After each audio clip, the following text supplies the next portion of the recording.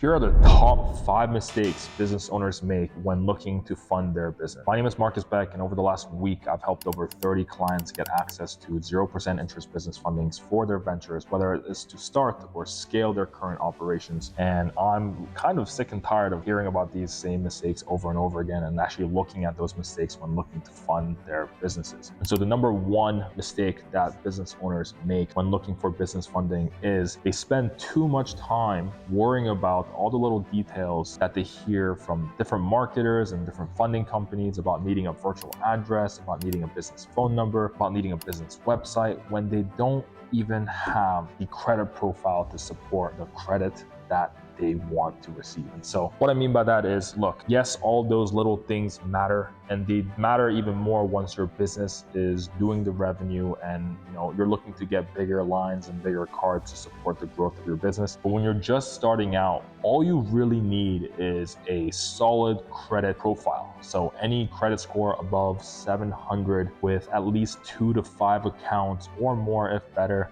with an average credit limit of 5,000 or more, that's going to kind of give you the qualifications to walk into any lending institutions and grab the money that you are looking for. And so oftentimes when I talk to a lot of prospects about that process, they are paralyzed and they spend a lot of time wasting away, not knowing, what needs to come first. Number 2 mistake, you have to treat every single bank like a single relationship. Even if you're given a sequence to work with, whether it's you're working with us or somebody else, and you've kind of mapped out the roadmap of, which banks pull which inquiries and whatever. And even if you're going for multiple banks at the same time, you kind of want to slow down and ask yourself, how much are you really looking for? And so the number one regret clients have is, I've had individuals who have businesses doing over $1 million in revenue, and we get them access to like 370 grand the first year. And then they come back the year after and they're like, I've only used 80 grand. I wish I've never secured the rest of the funding, because then that would have been the funding that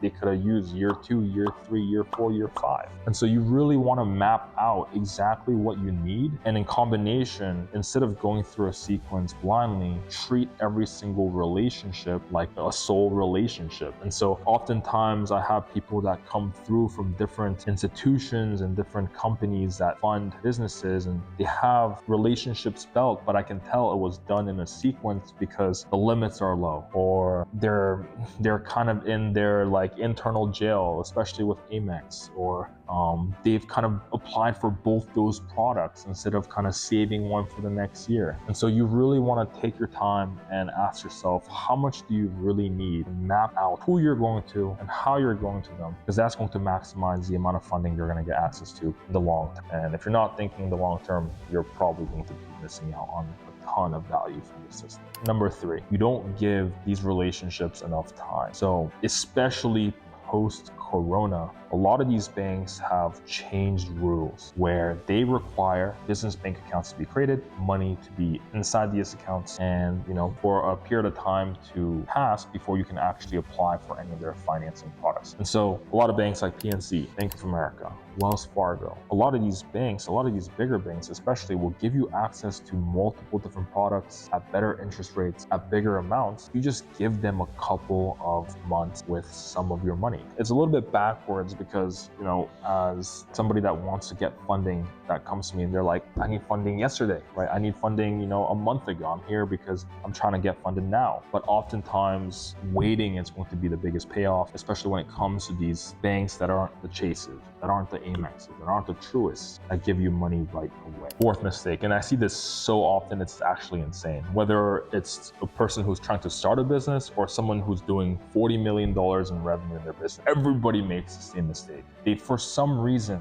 think business, personal, and there's like a big wall. And banks don't care. If you're looking for business funding, they don't care about your personal utilization. If you're looking for personal funding, they don't care about your business. And so actually one of those is true. If you're looking for personal credit cards and lines, they don't often look at your business lines and cards. But on the other side, there's always going to be an effect to your business applications due to your personal credit file. And so before you apply for any business products, the first thing that we do here at Matrix is make sure we prepare and and optimize your personal credit profile so that you can get the most amount on the business side. So oftentimes that involves paying down utilization, making sure you don't owe money to anybody. Because at the end of the day, if I came to you and asked you for money and I already owed you 10 grand, what would you do? Or if I owed your cousin 20 grand, your friend 15 grand, and it was all reported on a ledger or an accounting system, which is a credit report, you're going to ask me, why did you borrow the money? When are you going to pay them back? And you're probably not going to feel comfortable giving me the money that I'm asking for. And so same thing with the banks. The banks are just people. At the end of the day, you want to make sure everything is good on the personal side before you ask for money on the business side. And that costly mistake, if you just rush this process, you don't let this update, and oftentimes the cycles are 30 days, right? And so you don't let this update and you kind of rush this, then you're going to get subpar results. And sometimes you might even get stuck in jail, which what I mean by that is like Amex jail, where you get like $2,000 in a business card.